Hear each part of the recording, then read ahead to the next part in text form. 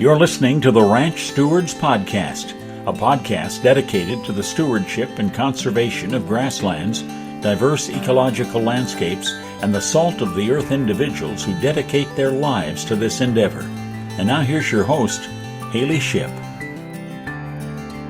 Well, hi everyone, and welcome to the Ranch Stewards Podcast. I am your host, Haylie Shipp, and as we do this podcast, we go all over the place with topics, but there's been this one topic that has been just knocking in my brain, and that is the use of drones in agriculture.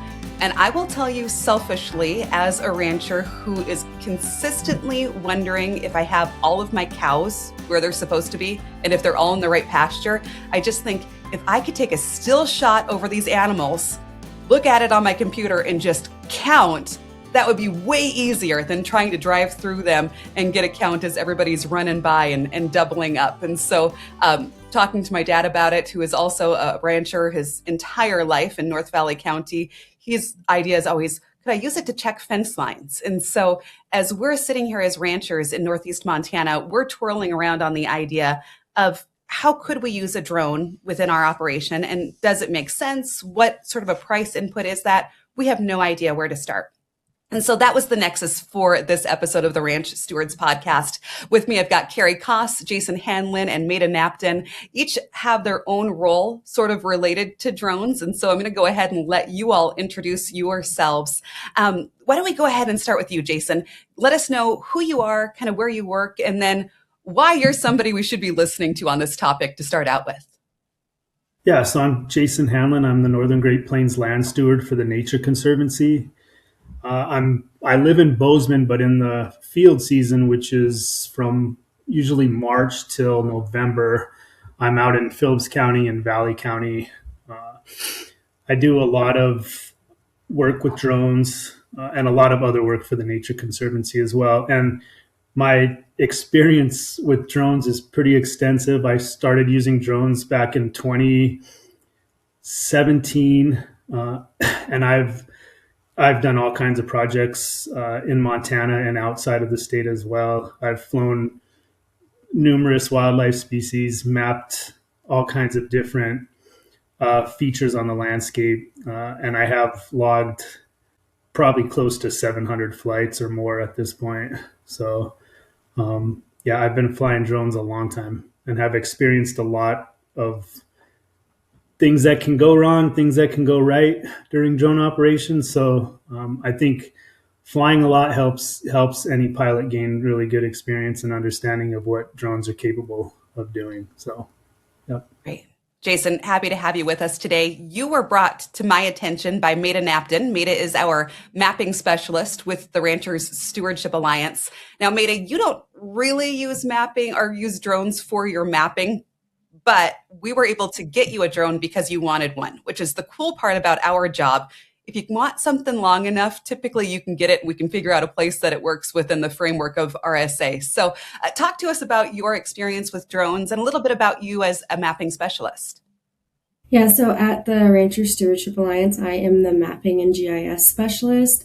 And so a lot of work that I do is related to direct producer support. And so I make a lot of infrastructure maps and help producers kind of connect some of the GIS tools and data that's out there directly to them. And so one of the things that has come up in that whole process is kind of that opportunity for drone work. And so I mostly work under our conservation program. And in our conservation program, we're often looking at the landscape using a bunch of different GIS tools that are out there. And so GIS meaning is just like a abbreviation for geographic information systems. It's kind of how the slang word that we use to define the overall umbrella of the mapping world. And so the drone piece of my work came through our conservation program. So we do a bunch of different conservation projects, and to kind of get an idea of where to put conservation projects in place, we can use drones to get a pretty good idea of what the landscape looks like. And so I recently got a drone as of this summer, so this past June, and I got my pilot certification for flying a drone this past summer as well. So I'm totally new to the drone world, and it's been really fun to take like the mapping side of things that I already have and the producer context of things and kind of mix them together with a drone. So that's a little bit of what I do with my drone, but it's totally a new world for me. So I am learning as I go. Maida, we appreciate having you from the outreach side of things because Maida is the one that gives me this awesome imagery from up above and videos that make everything that I do as the communications director just look that much more professional. So awesome work that she's been able to do just learning this drone in the last 8 months or so. Kari Koss is our resident rancher sitting on the podcast today. Kari, why don't you give us a little bit more about you, your ranch, and then how you apply drones to what you do every day? So I'm Kari Koss. I'm a South Phillips County rancher. I've been home on the family ranch since I graduated from MSU in 2021. I've only been using drones on the ranch for about 2 years. It was definitely something I bought as a personal toy just for fun that I ended up realizing was very obviously a tool that in the right hands could be super beneficial. So the last 2 summers we've been running yearlings, custom grazing, and there's a lot of stuff we have up in the upper Missouri breaks where water is spring fed both into tanks and into a creek bottom. So I've used the drones quite a bit on that, saving myself a ton of time in the fact that it's a lot of man hours just to check every single watering hole. And it's not really that they're far in distance. It's more of just the lack of accessibility of vehicles. You're always having to take a horse or a four-wheeler, where I kind of found that I was able to take that drone and check those pastures in probably a fifth of the time it would take me to do it physically. And there's a lot less man hours into it and a lot less wear and tear on equipment. And it's been super beneficial. So Efficiency, cost savings, immediately you can see where that would yield some pretty positive results for you on a ranch. Have you used it in any other applications, Kari, that you said it was a toy at first, like this was just going to be what I messed around with. Then we decided to start checking water. Have you found any other applications that you're really using it for? I've used it a little bit. We have flood irrigation on our home place, not our stuff up in the breaks. And I've used it a little bit, just kind of trying to find areas that might need dirt work in the future, low areas and dikes and stuff that are kind of starting to let water, stress them a little bit, and kind of trying to find ways to use that technology to just know what's coming down the turnpike when it comes to infrastructure that needs a little bit of work. I've tried checking for health with the drone a little bit, but they're yearlings. They see a drone and they just want to chase it, which is fun. It is pretty fun. They think it's hilarious as, young cows, but it's not super efficient to check for health, but definitely for the water aspect.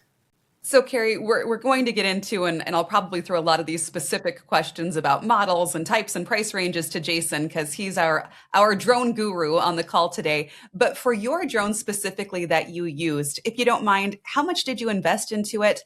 And then I'm always wondering how far of a range we can get with these things. I think my dad, when I say he was wanting to check fence, I think he was thinking he could sit at his house and check fence for 4 miles. And I don't think that's appropriate. But what's the range that you have?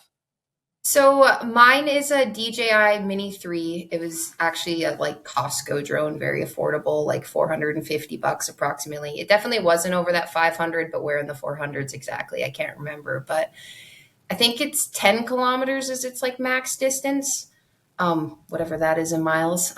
But I found more that the issue I had, if I ever had a distance issue, was a lot more a topography issue. If I dipped that drone too far into a coulee bottom or something and, had some topography between us that made that connection harder, but it just flies right back to you if it loses connection. So there was never really an issue long term. It was just a little bit of an adjustment. And it's about 40 minutes of flight time, depending on how windy it is. But we are in Montana, so those flight times seem to get a little bit shorter just because we're constantly fighting that wind.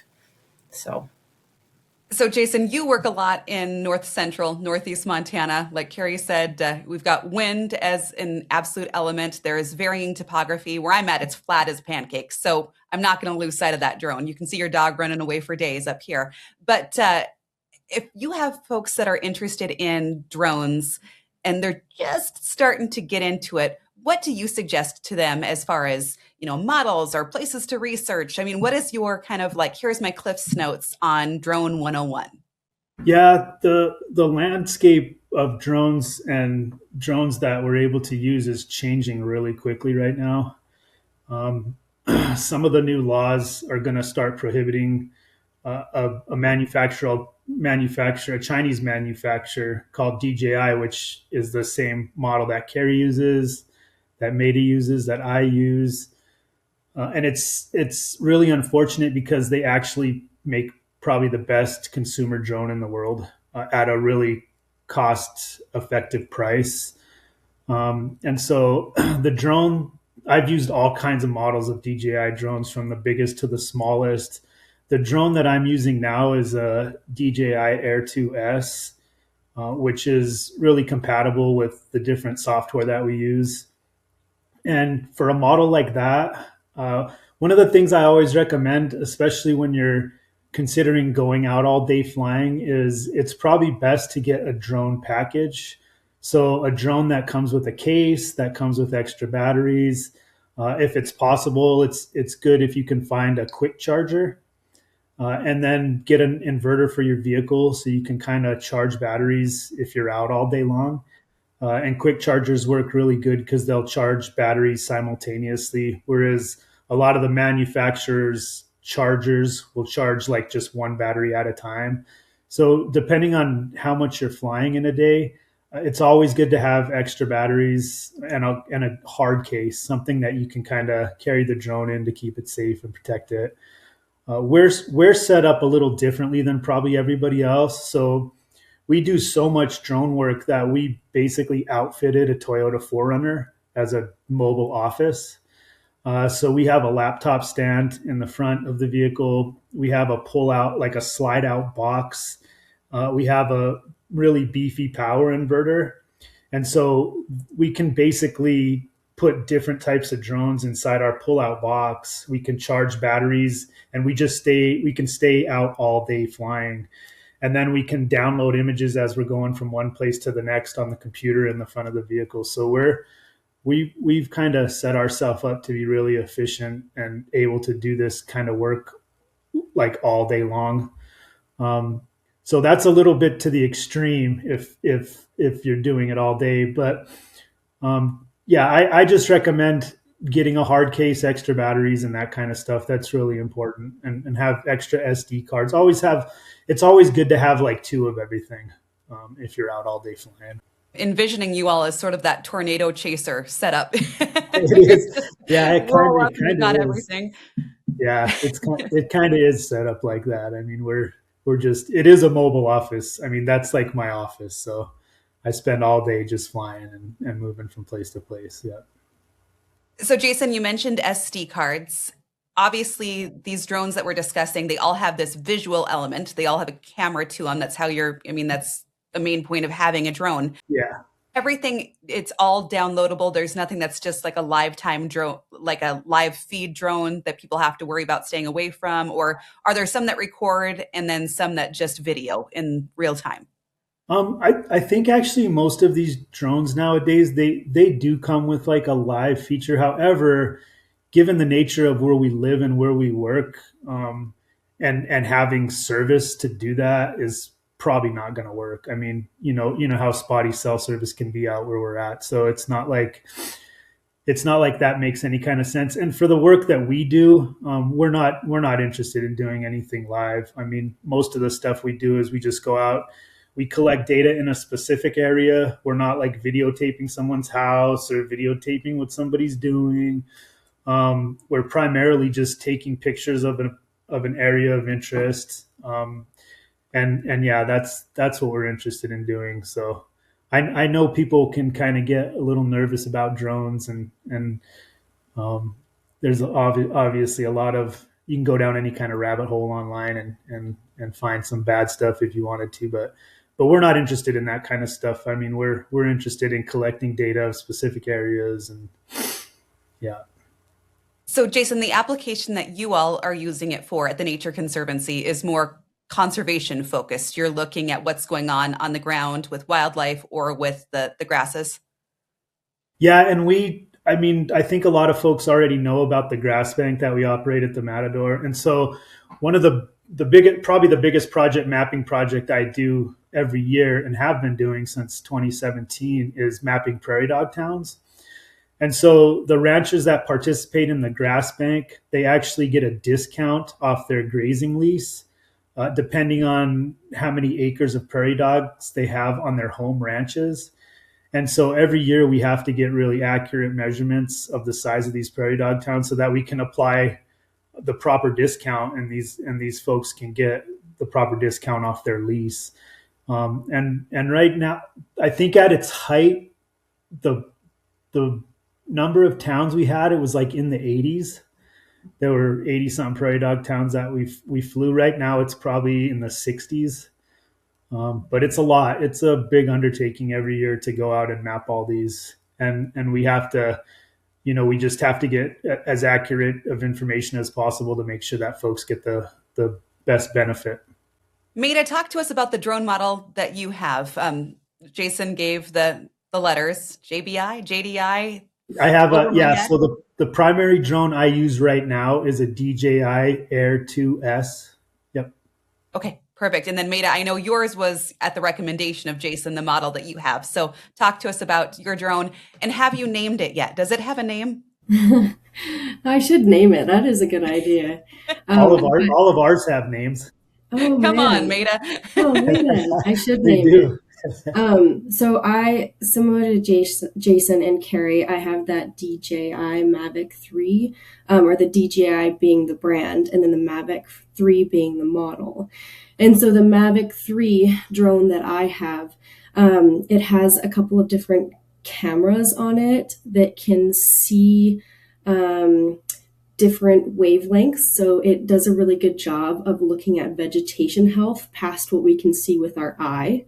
And so I like to use our drone when we're mapping some like stream areas, because it can do a good job of looking at vegetation health. And then this drone also, it's able to make 3D models of the landscape, which has been super helpful when thinking about context of where you want to do maybe a stream restoration project, or if there's a producer interested in getting the water table up a little bit higher, where's the best place to do that? We can answer some of those questions with this drone that I have. And so that's part of it, is this like 3D modeling piece of it that this drone does, and also the vegetation monitoring piece as well, as that can see this vegetation health indicator called the Normalized Differential Vegetation Index. But so there's those two big pieces, but then there's also the fact that you can go out and take videos and pictures with this drone, which oftentimes is what I end up using the most. It's just the videos and the pictures piece of it. So my drone has a camera on it that connects to a remote controller in my hand. And the remote controller is about the size, I would say about the size of a small notebook, maybe something like that. And it has a screen on it, so I can see what the camera sees on my remote. So when I'm flying around, I can navigate using this. It's almost like if anybody's ever played video games before, it's almost like a video game remote controller. So there's buttons for going up and going down and moving your camera around. And then you can also see this screen on your remote controller, and that will show you what the drone is seeing. So I can see, I've had producers ask me if you can check water on it before. So we've flown over and checked water sources, like Kari was talking about. And if there are, if we're trying to get pictures and videos, you can navigate around pretty easily using just that screen that's on your remote controller, which is really nice. And so it's real time of what the drone is seeing, which is pretty handy for some of the work that I do. As we're recording, the wind is howling through my windows, and we're talking about flying something that doesn't weigh a whole lot in this weather picture. So Maida, you run into this consistently. You can make a plan and you have a day that you're scheduled to go out and fly and do things. And then we end up with, sustained 20 to 25 mile an hour winds with 40 mile an hour to 50 mile an hour gusts. What's the breaking point when you're like, we can't fly this thing today? How much can it handle? I think it also depends on where you want to fly your drone too. So I've flown my drone probably a couple of times when the wind was too high, maybe. There's been a couple times where I've been a little bit nervous. But when, let's say, I've flown it in like 20 mile per hour winds, but it wasn't going very far. So I didn't have to worry about it.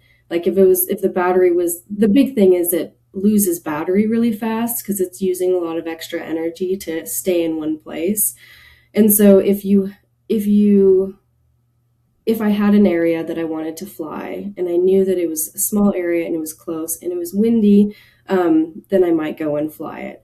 But usually I like to fly my drone when there's not any wind because it makes the pictures and the videos better, and it makes it also so that I don't have to burn through a bunch of batteries or worry about like losing my drone.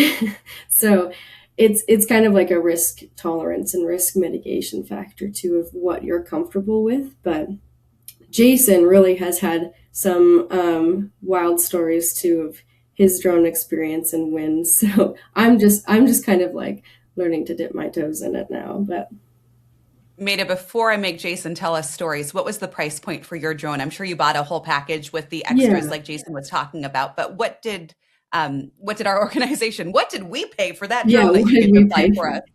Yep. What did we pay for our drone? So our drone has that 3D model capability, and then it also has that extra camera on it that can see those wavelengths that we can't see with our own eyes. So past that red, green, and blue windows.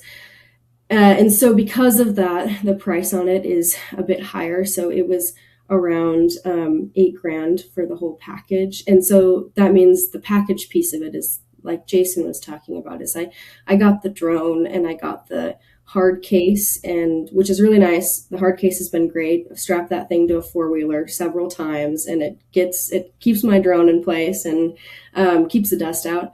And then I've also gotten battery packs with it. So I have 3 extra batteries, so 4 batteries in total, chargers, the whole deal. So because like Jason, I need to use my drone more than a couple times in a day. So having extra batteries is kind of an investment for me in my work that I do. I just requested a new camera for the video work that I do at RSA, just the web camera work that I do.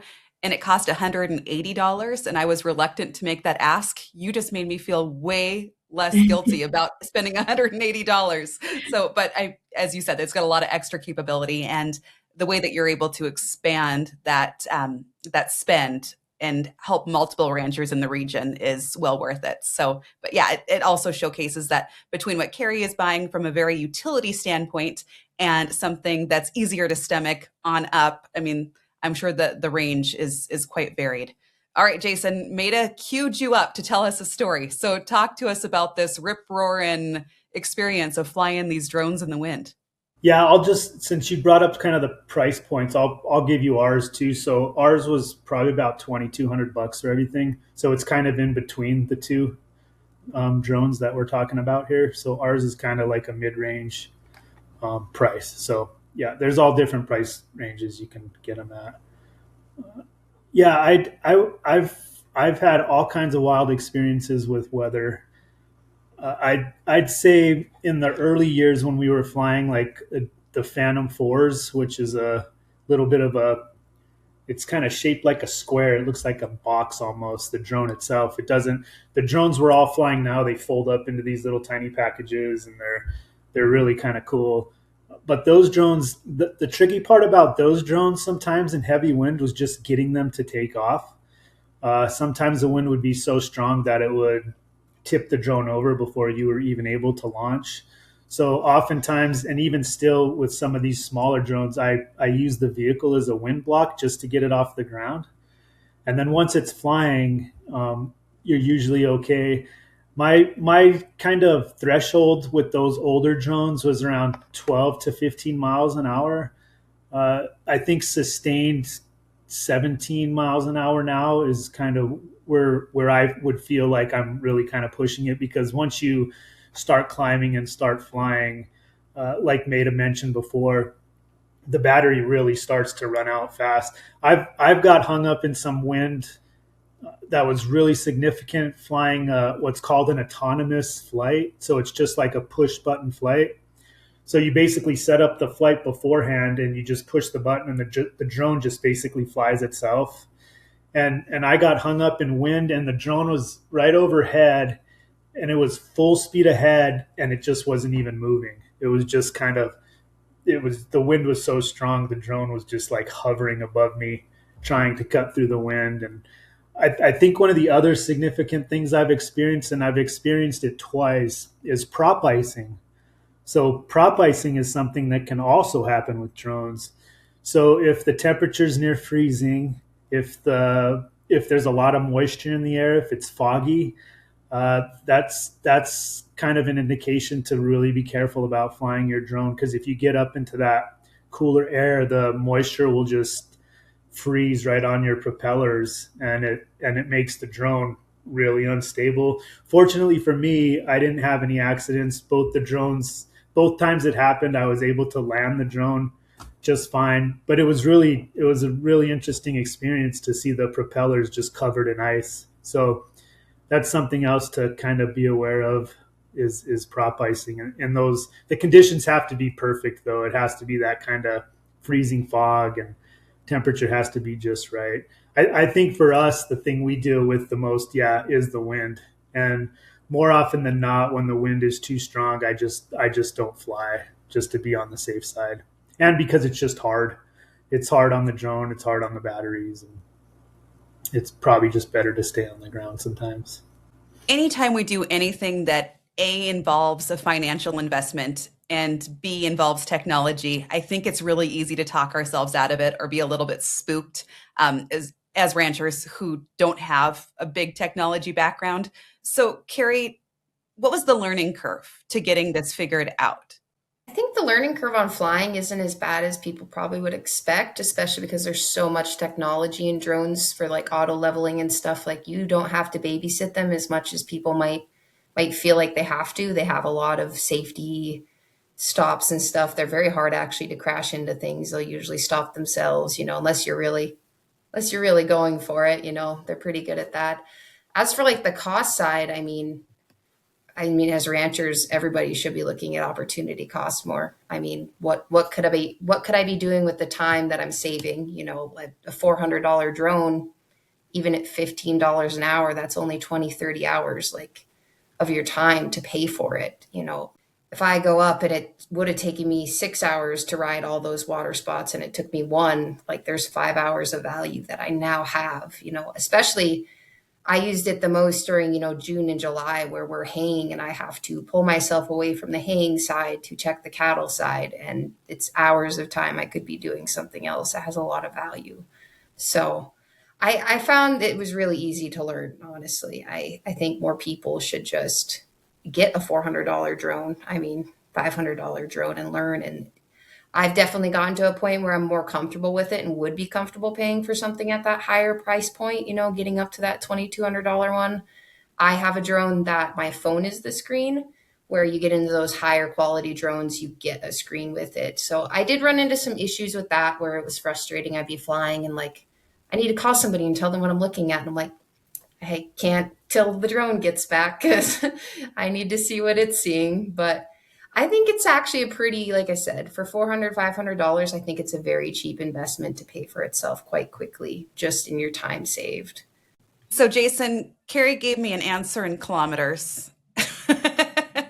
And my brain doesn't function that way. I am that privileged United States citizen. So tell me a little bit about the distance that drones can fly so we can get some perspective on how far out folks can you be sitting in your house and doing work 3 miles away, 4 miles away? Obviously you get what you pay for, but give us some possible specs. Yeah, so just by rules and regulations, no is the answer to that. So you're not supposed to fly your drone out of line of sight. So you're supposed to be able to, by FAA rules and regulations, you have to be able to see your drone at all times. However, I will say this, these drones are small and they disappear really quickly in the sky. And so my rule of thumb for myself is if I can hear it, then I'm okay. And so as long as I can kind of hear the drone, even if it's kind of windy, you kind of can get echoes of the drone. I feel safe. The farthest I fly, which I there are some instances where I have to kind of go to the edge of things. I don't really like to go any further than a mile out with what I do. These drones can go long distances. I've seen a drone go over 3 miles, and it started to lose connection, and we got it back. But just by FAA rules, you're supposed to keep it in line of sight. They might have some waivers where you can fly out of line of sight. FAA has waivers for everything, but you're supposed to be able to see your drone at all time. But like I said, the drone I have is super small, and it disappears really quickly in the sky. So even when it's close, it's hard to see it. So that's why I kind of go by if I can hear it, then it's good. It's close enough to me if I can hear it. And how low, how high? What's the rule for that? Yeah, so like Kari pointed out, these things have built-in like safety features, so they actually really won't let you fly any higher than you're supposed to fly. And the height that you can't go over is 400 feet. So you can't go over 400 feet off the ground. And most of the flying we do, we all the mapping we do is around 300 feet. Some of the other work we do is about 250 feet. Yeah, and there's no rule or regulation about how low you can go. Just can't go over 400 feet. And there's all kinds of different variations on that. If you were flying over like a radio tower, you can fly 400 feet above the top of the radio tower, which would probably put you 800 feet above the ground. But yeah, so you've got to stay like 400 feet above an object or the ground. Depend on. And since we're talking rules and regs, if you're close to an airport, anything like that, I know that the DJI product that you're talking about, because it does have Chinese components, there have been some rules off and on about whether or not you can go over federal land with that sort of thing. I guess I gave you two questions there that have very different answers. Let's talk first about rules and regs around like airports, because that's probably a pretty static thing. Yeah, and a lot of these drones, even these DJI drones, like if you're in an area where you can't fly, it actually won't let you fly your drone. It'll pop. You'll get some different messages that pop up. Sometimes you can get away with like an authorization in the field, where it'll pop up a box and it'll ask some questions, and do you authorize this, and you kind of check a box, and it'll actually let your drone engage in the activity again. And I've experienced that in some areas where they have flight restrictions.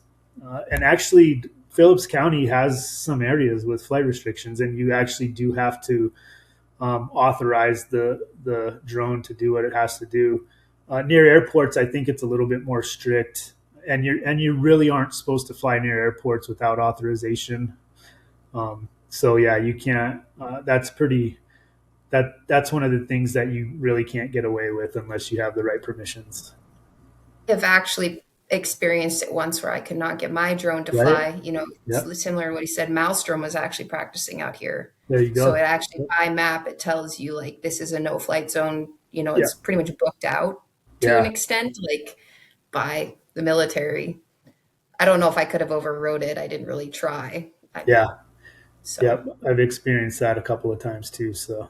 And it's a bummer because you're out where you need to be, and then all of a sudden you can't fly your drone, and it kind of changes your day. So it's always good. So there is an application you can get on your phone. It's called Before You Fly, and it's put together by the FAA, and it's a good way to check before you actually head out to where you're flying if everything's okay to fly where you want to fly. Yeah. We'll put that in the show notes, Jason. Thank you for that. So with the federal land, of course, where we're looking at Phillips Valley, Blaine counties, and we have 34 countries that listen to this podcast now, so it's a lot more than just our county range. But we have a lot, especially in the Western United States, of Federal Bureau of Land Management land, and I know that we've had a little bit of back and forth when it comes to flying the DJI and the drones with foreign components over federal property. So I'm sure that this is something consistently in flux. Where are we at now, and how do people stay abreast of those situations, as this is going to continue to be something that I'm sure changes? So I will tell you right now, I am in the middle of this, trying to figure this out. So right now I have some kind of conflicting information. We have some information from our legal folks, which isn't necessarily what I'm finding online. Some of what I found online basically states that if you have a drone that's been made prior to, let's see what the date is here. I have this pulled up. Prior to December 22nd, 2025. So if you have a drone that you bought or that is made before that time, from what I've seen so far online, is those drones are still okay to fly over public land. But our legal folks have told us that we can't. So I'm trying to figure out exactly what the correct thing to do is, because this year was a perfect example. So because of what we're told not to do, which is use these DJI products over federal land, a lot of these prairie dog towns that I map actually are like half private, half public. And so this year I was actually, I think I flew like 44 towns this year, or I had 44 towns that I had to map this year. And I was actually only able to fly 26 of them, because any towns that actually were part of private and BLM, I had to do the old fashioned way. So I just took like my phone and recorded a GPS track around I just basically drove around the prairie dog town or hiked around the prairie dog town. And that's how we used to do it. And so I had to do it the old fashioned way because of the DJI drone we had. And so I'm still trying to figure out exactly if we're able to use the products that we have now that were obviously prior to the December deadline.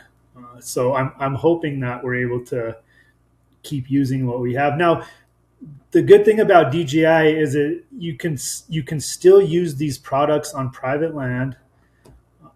The bad news about DJI is they're on this FCC list. God, there's all these different lists. I think I'm getting it right.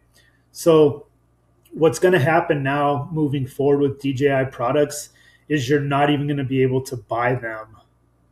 So right now that is probably a drone that I would stay away from purchasing, because what's going to end up happening is you can probably purchase older models. You can't purchase any of the newer models that they're coming out with. And then I think what's going to happen down the road is you're no longer going to be able to update your older models. So at some point, some of these drones that were prior to the December deadline are probably going to be inoperable. Now I don't see that happening like tomorrow.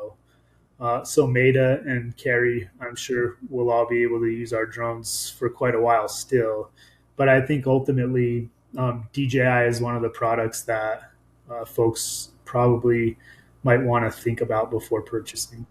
So Jason, are there other brands that you would recommend folks going to that are American made or made with components that are from countries that we aren't looking at federally? Yeah, so I can't say that I definitely recommend anything right now because I don't have a lot of experience with others. But there's a list they call the Blue UAS cleared list. And so if you kind of just Google that, it'll tell you all the different drones that are approved. One of the tricky parts about all this is most of this stuff is military related. So sometimes it's hard to kind of figure out your way through some of this stuff. There are a couple drones that I've heard good things about. So Skydio is a brand that I've heard is pretty good. Wingtra, which is it's not an American made drone.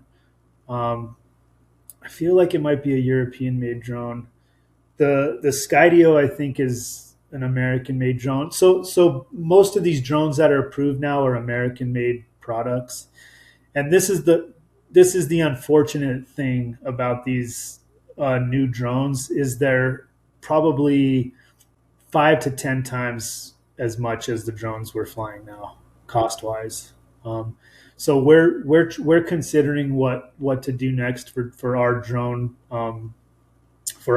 fleet, and we do have some money budgeted, but we're probably going to end up spending probably $18,000 to have a drone that we can fly over federal property. So it's definitely something to consider for folks moving forward, and it's really kind of heartbreaking to me, because I do think that some of the products we're using now are some of the best, and they're cost effective, and unfortunately we're going to have to all be spending a lot more money if we want to keep, have drone operations for our organizations. It's definitely going to get tricky moving forward. That is absolutely tricky territory. Yeah. Kari, you mentioned the utilization for you at checking water.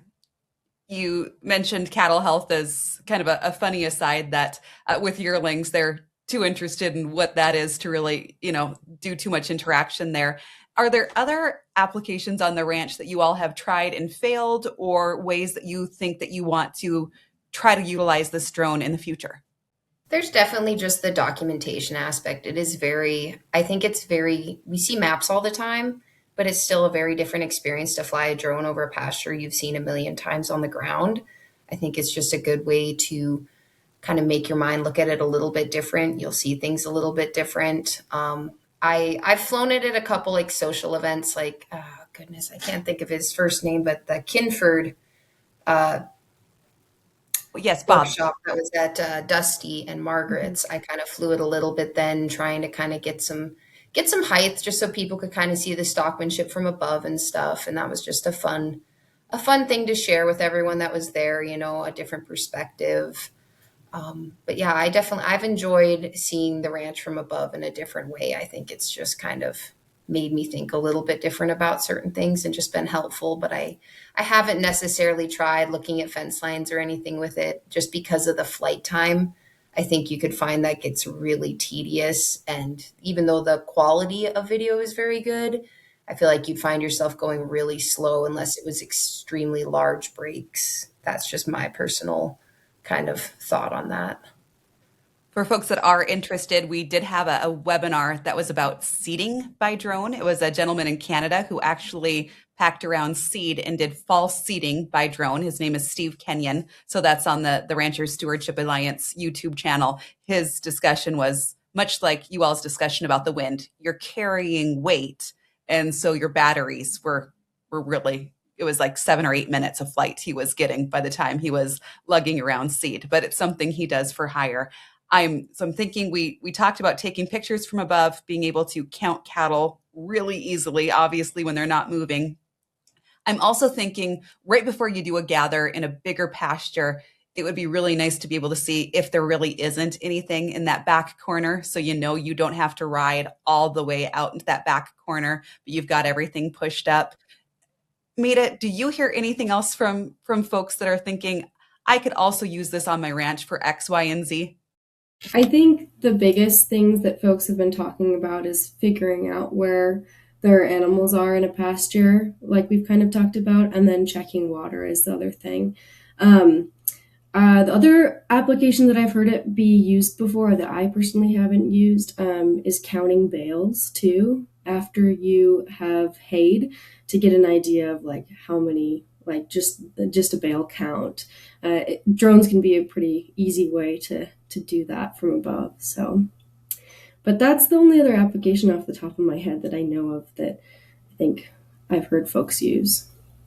Love that. And we also have one of our board members, Rick Coughlin, who is constantly talking about using photographs to do rangeland monitoring and comparisons year on year.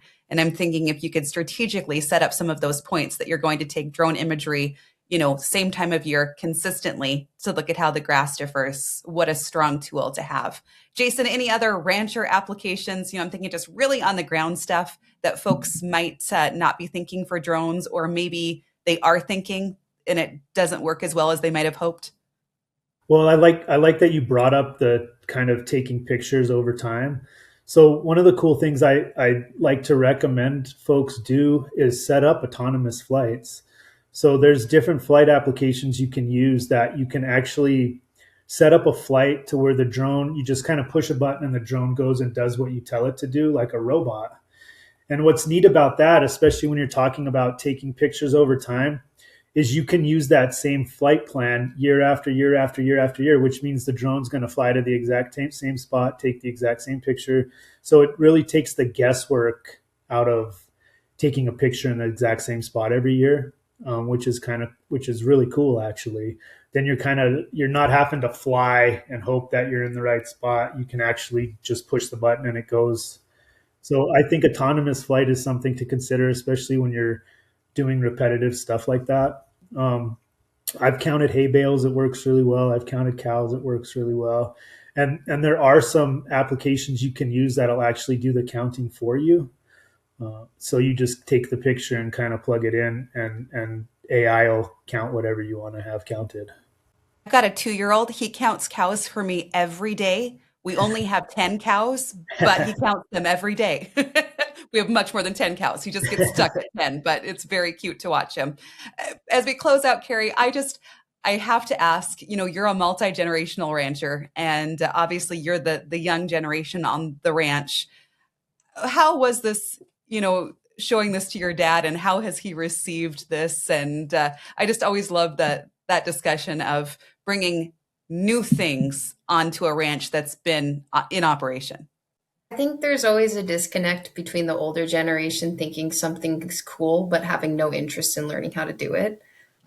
They just like leaving it with the younger generation and just say that's on you, which is totally fine. I mean, we're all going to have different strengths and different interests, but he's definitely been interested in it and really like to watch the videos and stuff I've got. And not that I've done actual like monitoring in the same place every year, but it has been interesting, taking video from June, July one year to the next June, July the next year, and kind of even just comparing the videos a little bit and seeing what's going on. But I think, like I said, the older generation has interest, and they just quite haven't thought as much about how it could be beneficial. I think they still kind of see some of that stuff as a toy, but I mean, that's our job to show how it's useful and to prove that any tool is as good as the person using it.